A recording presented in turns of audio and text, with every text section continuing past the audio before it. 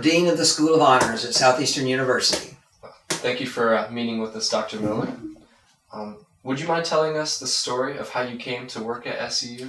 It's, okay, I'm going to pause a second. Do I look at the camera or do I look at you? Feel free, whichever you prefer. Okay.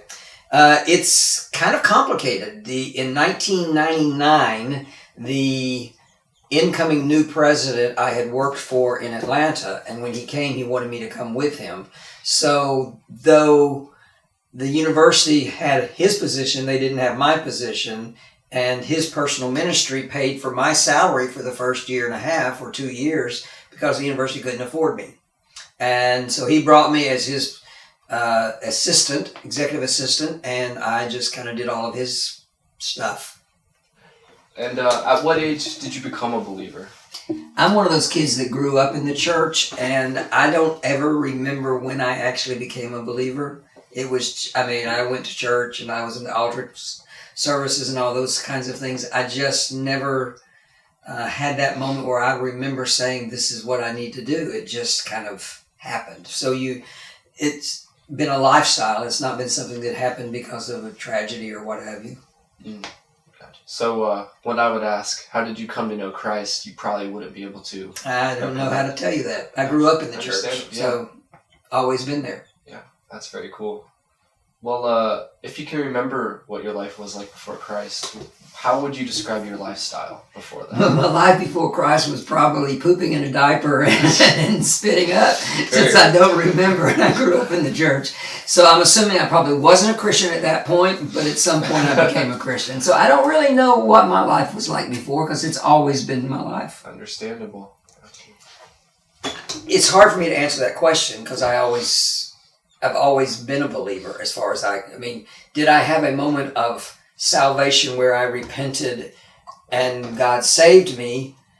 Not that I recall, but I also know that I am saved. So that means at some point as a child, I made that decision, but it was always what I did, what I was. So I don't really have a memory of how life was before, and I don't have a memory of how life changed, because all I've known is being a Christian and serving Christ.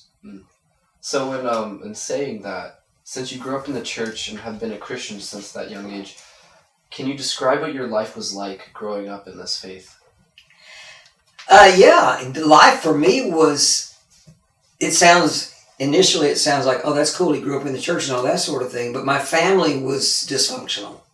My father was not a Christian. He had been a Christian, I am told, when he and Mom got married, and had been a Christian even when my brother and I were born, but at some point he fell away from the faith. And by his own admission, he admitted that he wasn't following the Lord.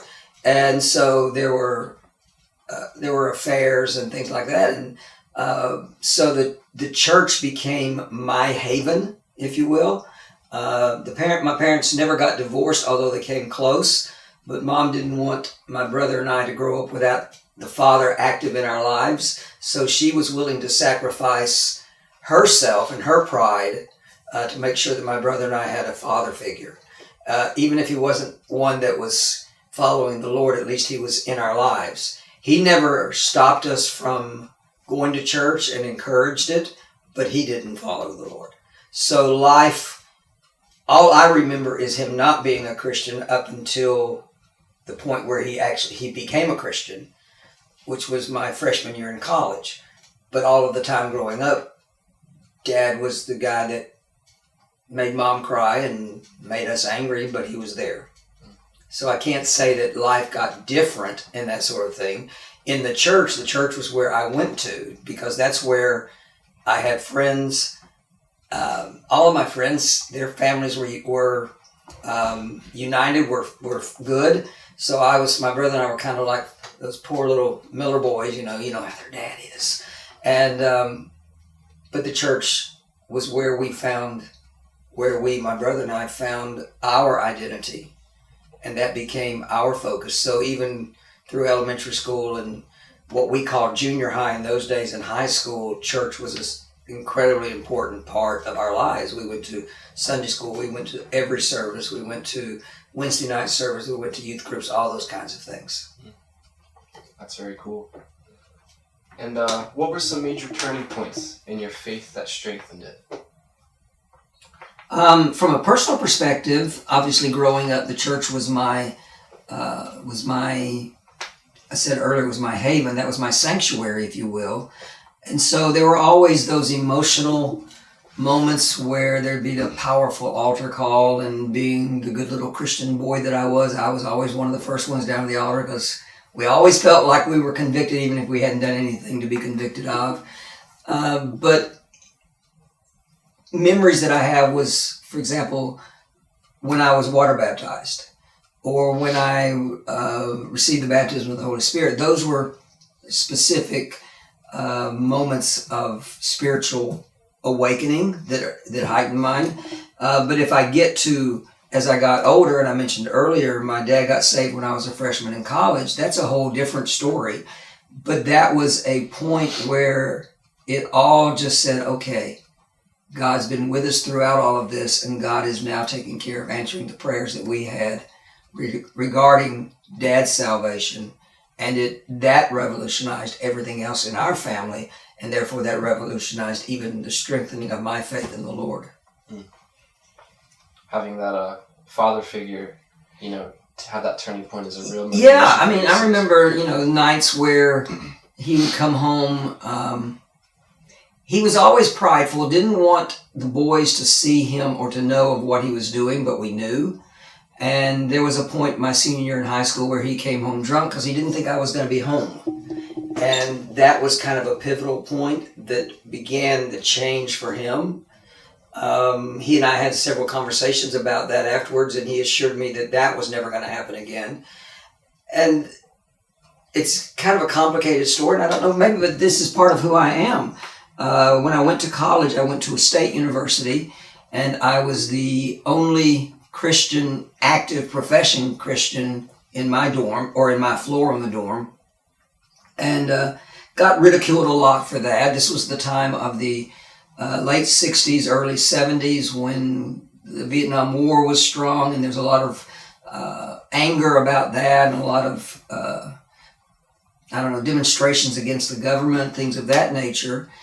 But I went to the state school, and I was the only, I was small. I was less than 100 pounds and about 5'5", so I couldn't have gone out to a club or a bar or even ordered a drink with a fake ID and gotten away with it. So it wasn't something that I did anyway, but I wasn't part of the group in the state school that were going to go out, and everybody else had a fake ID. Everybody else went out drinking, and I didn't.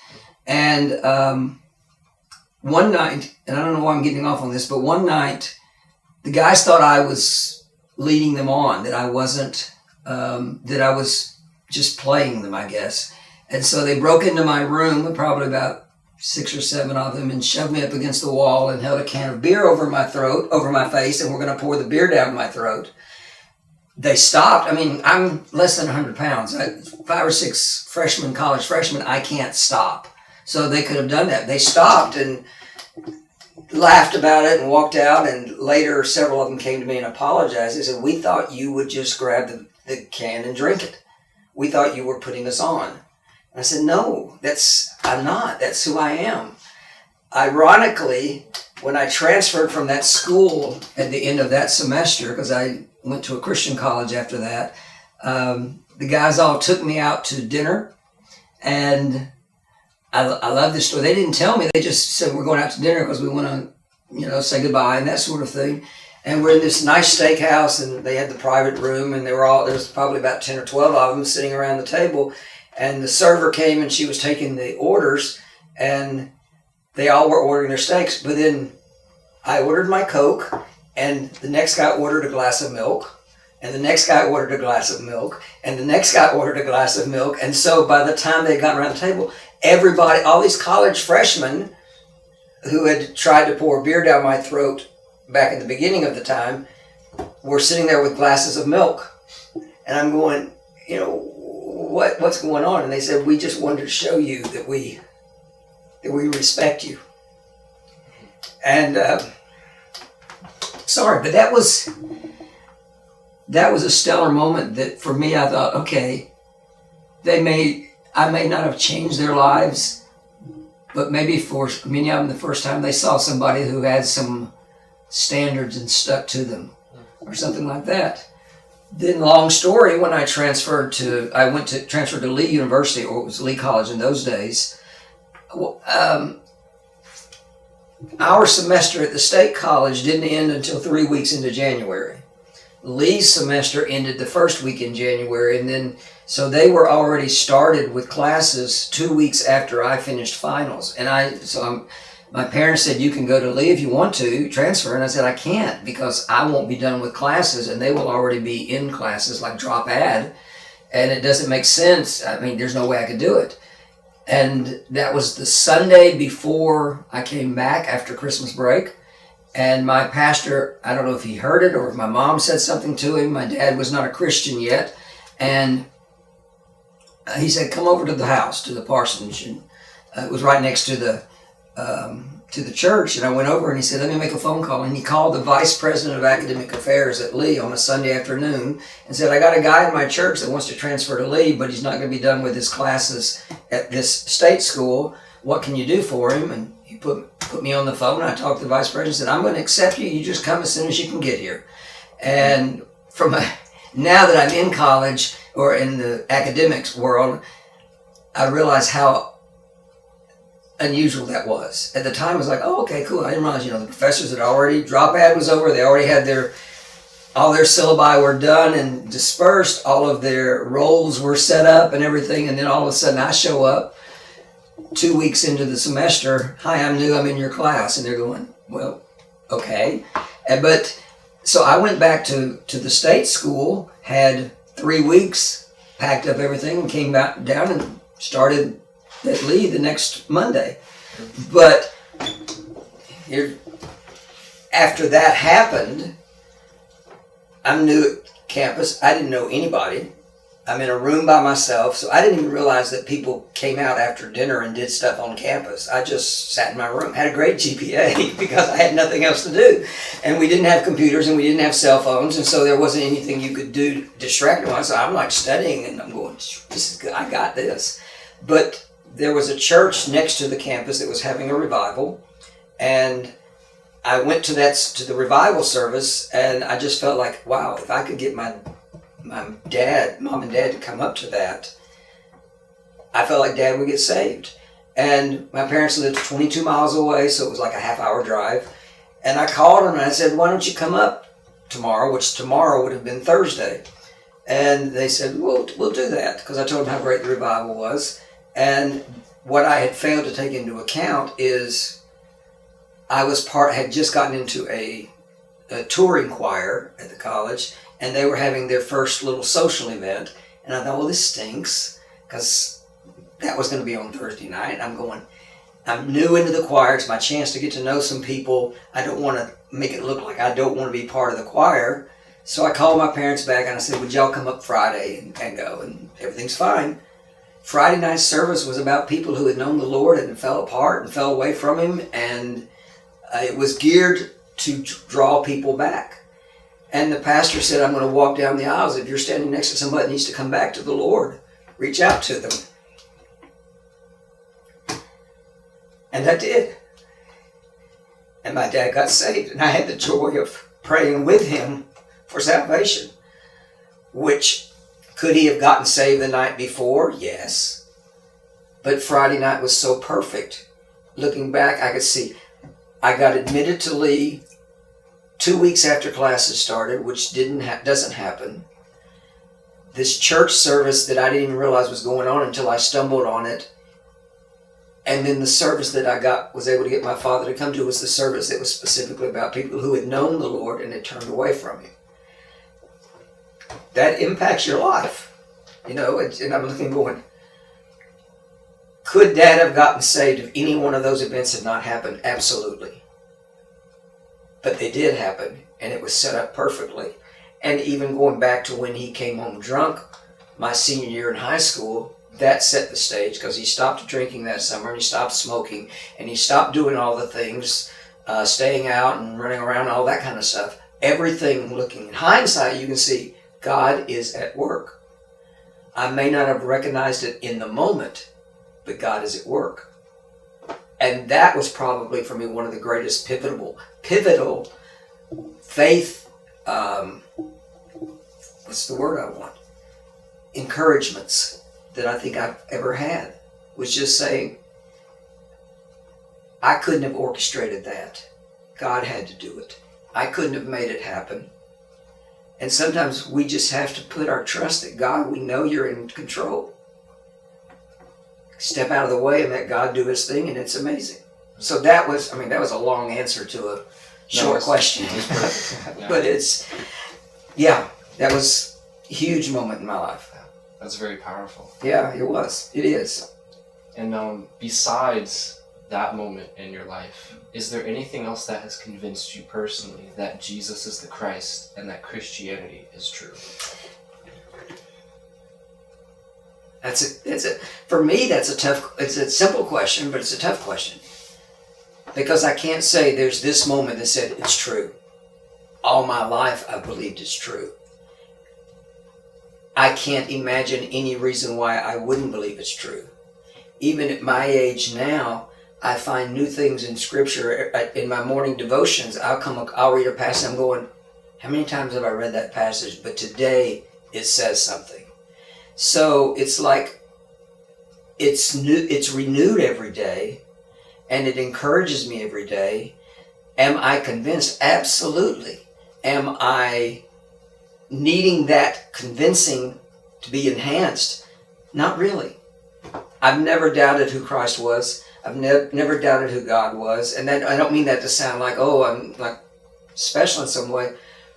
But I've never had that challenge to my faith. Even when the guys are threatening to pour a can of beer down my throat, or my father's drunk in the house, God was always real to me. So I can't, the simple answer is, there's never been anything that's made me move closer, because I've always felt like I've been moving closer. And that, I guess, if that makes sense.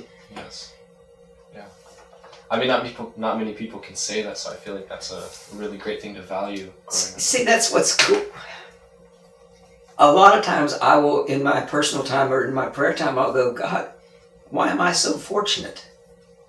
Because it's never been anything that I've questioned. It's never been anything that I've doubted.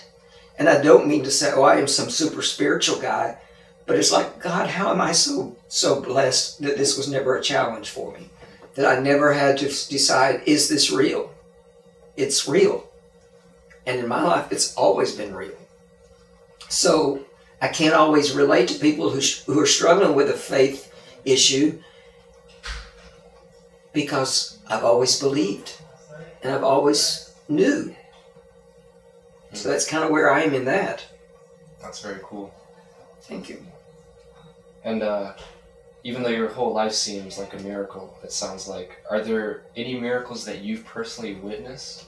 If you'd like to share. Yeah, no, I there are some. My father's salvation to me is a miracle. There are times where I was in Africa years ago. I spent a summer in Ghana, West Africa, and lived in an African village, the only white guy anywhere around. They didn't know my name, they just called me Obruni, because that was the word for white person. So, they say, hey, Obruni. It's like, hey, white guy, but that's basically what it meant. But we would go out. I lived with an African family. There were 16 Africans and me in this one little house. And they were always there when I went to bed, and they were always there when I got up. So I assumed they were always there. But we had this really fun bond. And, I'd get out and play soccer or football with the kids and all that sort of thing. But we would often go out and minister in prisons and jail cells, because that was part of the ministry of the organization I was with. And an African jail is nothing compared to what our people have here. It is so awful. Imagine in Africa, they were 7 degrees north of the equator or something like that, so it's like super hot. A concrete room that only has a slit in the ceiling that allows air in for ventilation. They had a bucket in one corner, which was the bucket for drinking water, a bucket in the other corner, which was the bucket that you went to the bathroom in, and they might put 20 or 30 people in one room. And most of them had very little clothes, if any clothes. And you just hoped that they chose the right bucket for whatever their need was. And they would take us in there and shut the door behind us and lock it, and you're in this room. There's no light, no electricity. It's a dark, concrete block room with an air slit at the top. So all of the stench of just sweat and urine and everything else was just huge in that. But over and over again in those, I would see, we were primarily dealing with men in those cells, but I would see men who would just crumble before me and the other guys that were with me seeking salvation. To me, that's a miracle. And then we would go and we would pray for people to be healed, and they would be healed. Now, I didn't see miracles of like the lame were suddenly walking, but people who were sick all of a sudden felt better. Or there was one lady who was just writhing in pain, and we went to her home, and she was just in so much agony, and we prayed for her, and instantaneously, complete peace came over her. To the African brother that I was with looked at me and said, "It's a miracle." And it was a miracle. She fell asleep. And she was not able to do that before. So that's a minor miracle, I guess, but it was a miracle. Oh, yeah. So, I can't say, I saw blind see and that sort of thing. But anytime there's a salvation, it's a miracle. And anytime there's even a peace for someone is a miracle. And so I saw a lot of those during that time. And I've done several other trips over the years in different countries and seeing those kinds of things happening. You don't see it as much here in the States, but I think that's because we're so medically advanced that we don't trust God for the miracles sometimes. I'll just take a pill, or I'll go to the doctor tomorrow. And these were people who had none of that, and they just needed peace and they needed rest, and God was giving it to them. I'm sure that's very reaffirming to see as well. It is. And when I came back from that experience, I was there for 2 months, 8 weeks, I guess. When I came back, it was like there was nothing that I didn't believe God could do. And from everything because I was there on faith, so I had to raise support for the eight months. I came back and I had no job, because I had quit my job so I could go, and God never let me. And after I came back, I was unemployed for 6 months. Never missed a meal, never missed anything. God just provided. To me, that's the miracle of God honoring my going. Thank you for sharing that. Sure. Yeah. And finally, what is one thing you would want to encourage all believers with? I'm going to make that 2. One thing, and I hear this all the time when I talk with students, is I've had several students over the years who say, well, my dad's not saved, my mom's not saved, that sort of thing. Never give up. Never quit praying. You're not the one that can save your loved ones. God will do that.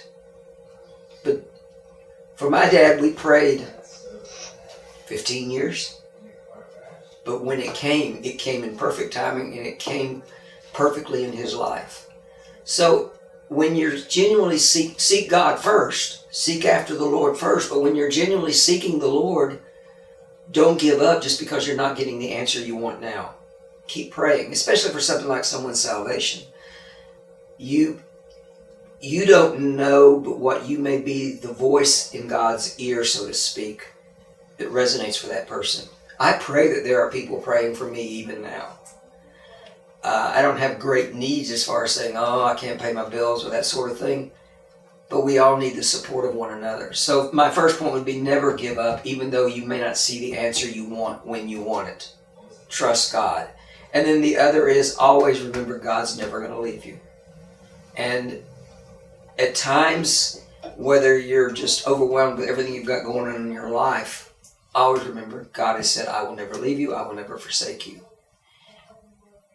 Seek God, seek the Lord first, Thy kingdom come, thy will be done on earth as it is in heaven. But then I always remember God's with me, even when I don't feel that he is. He's never forsaken. He's never left me. So that would be my two thoughts. And finally, what is one thing you would want to tell all non-believers? I struggled with that one because thought about that one earlier. I guess the one thing I would want to tell them, because we had an interesting, I help facilitate a Bible study on Friday nights. And we were talking about this the other night. How do you tell a non-believer who Jesus is without using the Bible? And sometimes, because if they say, I don't believe the Bible, then where do you start with that? And one of the things that we talked about, and one of the things that I faithfully believe is you got to find the point of where the believers are, the non-believers are, and one, they want to see you living the life that you say you live. So if I say I'm a Christian, I should act like a Christian. They may not understand fully what that means, being a Christian, but if I say I am, then I may be their one witness for the Lord. And I guess the thing that I want to tell them over and over again, and I had this conversation a lot at that state school, was there is an answer to your needs. And sometimes that answer may not come in the way you think, but there's an answer. And that can open doors for conversation. And eventually what happens when they see the consistency in your life and they see your compassion and care for their life, they become more willing to hear more about why your life is the way it is. And that's when then you can start bringing in the word, whether they believe in Jesus Christ or not. But you can say, well, this is where I have found my peace. And that's what they're looking for. I hear that very common, people just saying, shine the light, as opposed to hitting their head with the Bible. Well, it's true. And unfortunately, and those who hit their heads with the Bible, they have good intents, but a lot of people, they're going, they need to know that what I say I believe, I'm actually living. And so if I say I'm a Christian, and I've said this before, if I say I'm a Christian, then they should be able to see that. And they may not know what that means, but they should be able to say, there's something different about you. That how I respond in situations should always reflect back on who Christ is. And they may not recognize Christ in me, but it should reflect back that they're saying, there's something about you that I want to know more about. Why are you happy? Why are you at peace? Why are you having, even in the midst of trials, and we all have trials and struggles, but why are you able to press on when I'm having such a hard time? And then that opens the door for it. They want to see your life, and they want to see that you accept them where they are. It doesn't mean you like where they are. It doesn't mean you agree with their life choices, but that you accept them and that your compassion is for them. But for the grace of God, where would any of us be? So we have that, I think we have that obligation to live the life as best we can. If they can't see Jesus in us, who are they going to see it in? And why would they even choose Jesus if I say I'm a Christian, but I act like I'm not? So that would be my thought. It's a great reason, I think. Well, it's been a joy to hear your story, Dr. Miller. Thank you very much for joining us. We appreciate it. I've had fun.